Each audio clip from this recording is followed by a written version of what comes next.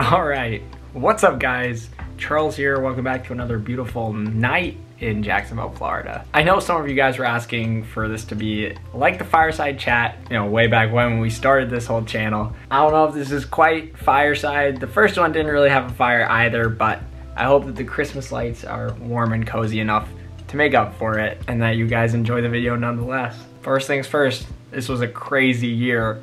It's gonna take a while to break down just because I have a good amount of footage from it. It's gonna cut in between, and there's also a lot to be said. I'm kinda gonna start post Park City. If you guys wanna check out how that first sort of quarter of the year went, there's a couple of videos, detailing what life was like back there. And we spent so much time, fighting and looking forward to getting back to racing in the NCAA. So I feel like that's a good place to start. This video is going to be all about the beginning of cross-country season, getting into the swing of things and where things really started to change. So cross-country opened up the only way that made sense. After months and months of being stuck in Jacksonville, Florida, I'd finally gotten back to campus. Picked up my teammate Cole Sprout in the middle on the way there, and I had gone all the way from Florida to California. And so now what happens? The first week right after we get back onto campus, the first thing we do is fly back to Florida. This meet was tentatively on the schedule. We all knew it was possible. I really wanted to race it because I love the course back in Florida, but I really didn't think that it was gonna happen. And so we found out like maybe 2 or 3 days before it got officially clear that we were going, and we hadn't been back on campus for a week. So we packed up from our hotel rooms, got on the flight, and arrived in Florida the night before the race. We shook out. We didn't even get to see the course the day before the race because it was also last minute. And luckily enough for me, I'd been able to race it before, but for my teammates, going in blind is a pretty unique experience. So expectations were all over the place. This felt like it all came out of nowhere. We hadn't raced in so long, and all of a sudden we were racing before we were expecting to. We got up to the start line, the gun went off, and we managed to secure the win. My teammate Cole Sprout, who I mentioned earlier, I think came 5th, and I think I came 6th.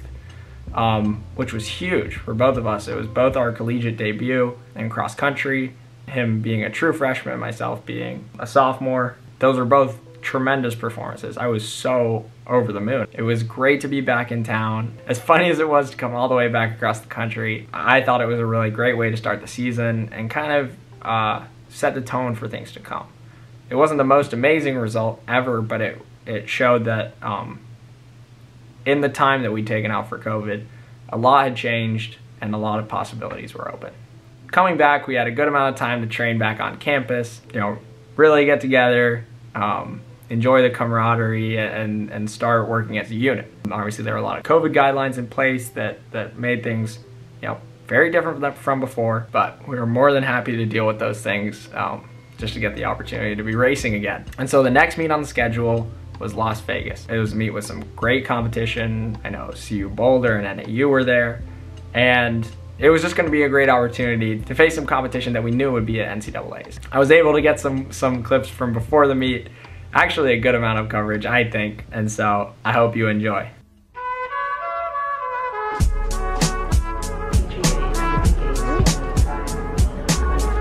It's so shiny. Can you see yourself? Thomas walking shot.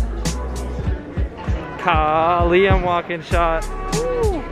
Kai walking shot. Imagine how fun it would be to come here with this 10K that you didn't care if you lost.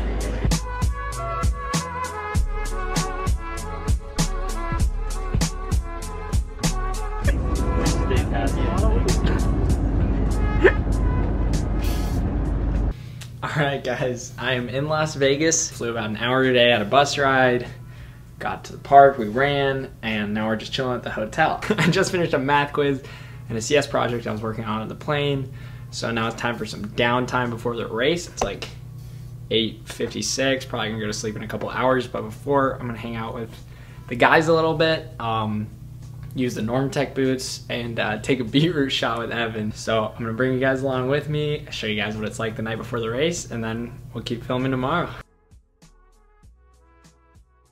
Are we allowed to? You haven't let me show this before. Whatever it is, yeah, that would be fine. Let's see, where if we get it up. Is that me? No, I moved this. That's so loud. That's not working. There we go. Win in Vegas. I don't want to let go. Oh, it's not as bad as I remember it. Oh my god. For the transition out of here. I'll see you later. Yes. See you tomorrow. Feeling good. Going back to my room. See you, bro. Also, there. Sitting in section cam. Thomas watching sports cam. Oh yeah, every day.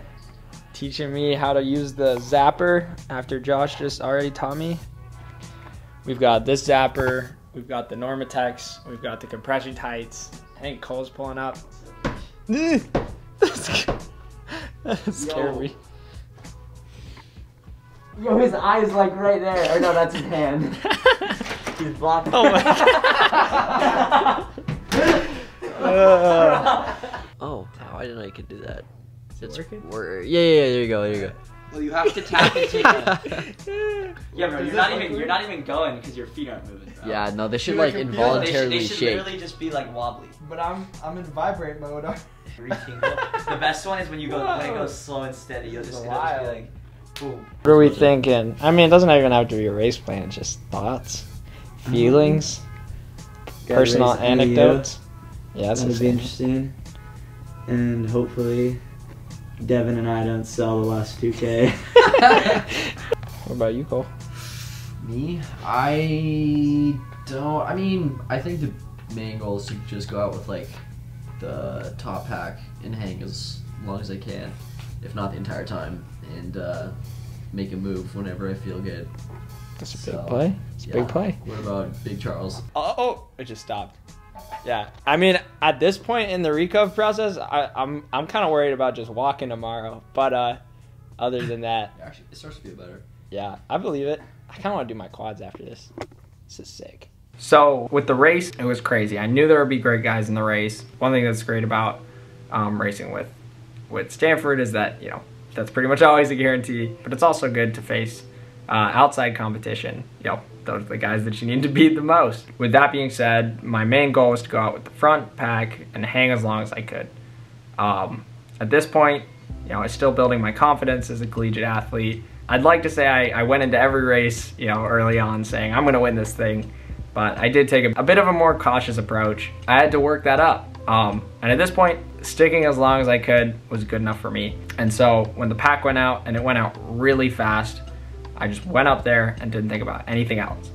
And I was holding and holding and holding as long as I could, coming through every split, 3K split, 5K split, and technical PRs. I think I ran like a 14:12 for the 5K in the middle of this 8K. I don't know if the course is short or something, but I was just holding and we were clicking these incredible times, and it felt amazing.